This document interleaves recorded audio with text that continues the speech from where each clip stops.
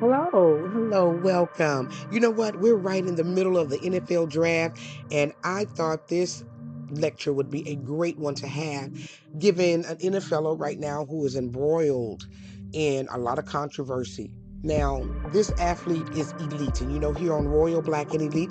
By the way, welcome, hello. I'm Lady TrenettWilson. I'm your lecturer and social historian. Welcome to all of my ruralers and for you all who are joining me for the first time. I'm talking about the one and only Shannon Sharpe. Now, he built really a brilliant career from going from a football Hall of Famer to a broadcaster who was shutting it down. Rumors had it he was getting ready to sign $100 million deal. He was on ESPN. He has a show called Club Shay Shay and After Hours that had really blown up. So the world was shocked when a lawsuit was filed on April the 21st accusing him of some pretty heinous things. And then on top of that, the young lady began to release, I guess these are recordings that she did, alleged recordings of things that were happening and being said between she and Shannon. Embarrassing. We can no longer look at Shannon as Unc, the good guy who helped you with college tuition, who would buy you a cheap car when you were young. But now we look at him as Unc, the nasty one who don't nobody want to sit on his lap. And it's so sad to see, given his career.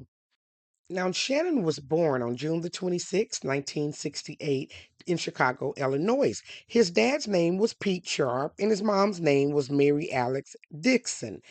Pete, however, passed away at only 39 years old of a cancer. So Shannon and his brother Sterling, who was also an NFLer and Shannon's younger, they were raised by their grandparents in Glenville, Georgia. So he was raised in Georgia. Now, throughout his life, he was always talking about, especially in his career and when he would interview about how poor they were growing up. But he credits his grandparents for his tenacity and wanting to do better in life and providing at least some form of home for them growing up. And so we know that he was poor. Another thing that he said that kind of stuck out to me that he didn't graduate magna cum laude. He graduated at thank you laude. So that lets you know that he wasn't the sharpest tack, or the sharpest pencil in the pencil box. And so football, sports, like so many young boys, that became his saving grace. And he found his place there. He played all kinds of sport, like so many kids did back then. But he ended up graduating and going to Savannah State University, where he played football, basketball, and track. But in 1990, he was drafted as a tight end in the seventh round by the Denver Broncos. So, guys, if y'all are still waiting to be drafted, just keep waiting. Shannon Sharpe, who became one of the most famous football players ever, wasn't drafted to the seventh round. Now, he was drafted by Denver, and he played for them for 9 years. And then he went to the Baltimore Ravens for one. Then he went back to Denver to finish his career from 2002 and to 2003, where he retired. Now, Shannon won 3 Super Bowls and was elected 8 times to the Pro Bowl. He was selected 4 times to the All Pro team, and he has the most receiving yards in a game. So, hands down, the man's career was absolutely outstanding.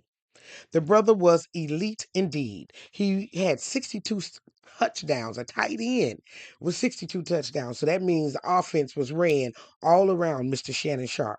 So after his career, and he was inducted to the NFL Hall of Fame, he became a broadcaster. So that's really kind of where I met Shannon Sharpe. I wasn't into football a whole lot until I got married. And after 35 years of marriage, now I'm very ensconced in it. But back then, I would see him in the morning because my husband would play a sports center or different sports shows all morning, and so you would see these different commentators, and Shannon was one of those guys who were in different rotations. So he became a commentator for CBS Sports, on a show called the NFL Today. But after almost 10 years, because he started that in 2004, on February the 18th, 2014, he and Dan Marino, who was one of his co-hosts, were relieved of their on-air duties. Now, Now, after things are starting coming out, we hear there was some inappropriate behavior allegedly there on the set. So we still don't know the full story about that. Now, in 2016, he premiered with Skip Bayless on FS1 in a show called Undisputed. And I think that's where he became most known. He and Skip would sit at this round table facing one another, and they would talk about different sporting things and all of that. But one day, him and Skip got into it. Basically, Skip was told him that he wasn't better than Tom Brady, and basically that his three Super Bowls, he was still a chump, even though he had won three Super Bowls. So, Shannon didn't like that at all. And he started taking off his glasses. And do you know, Skip told him to put his glasses back on, and Shannon did. So, that day, from that day forward, I knew they weren't going to be able to work together. And sure enough, on June the 13th of 2023, Shannon left the show. And that's really when he really, I think, concentrated on his podcast and his show.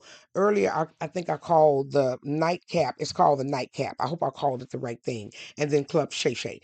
So he was doing those two shows, and it's so funny because just last week or so, there was a clip going around about Monique telling him he needed to leave young girls alone.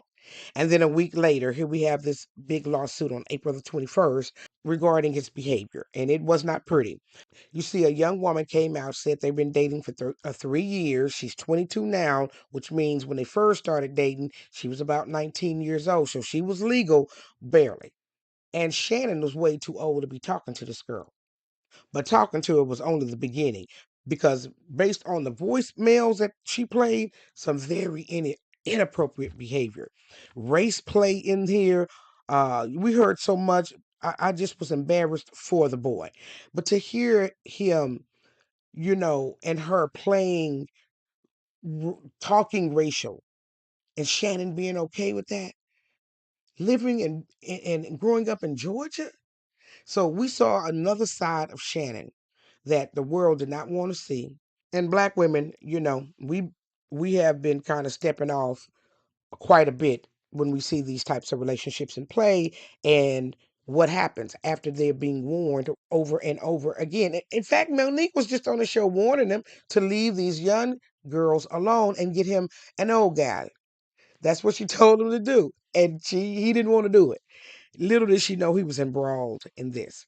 Now, his new lawyer, Lanny Davis, confirmed he did offer the woman $10 million, which she rejected. Only later we find out that he's coming, allegedly, was getting ready to sign a deal for $100 million. So maybe that was a catalyst to her not taking the 10. We don't know. We do know that the 10 million, the negotiations have been going on prior to the announcement. So who knows? However, I think she's going to come out with like 30 million, like Cassie did, right there, kind of in the middle.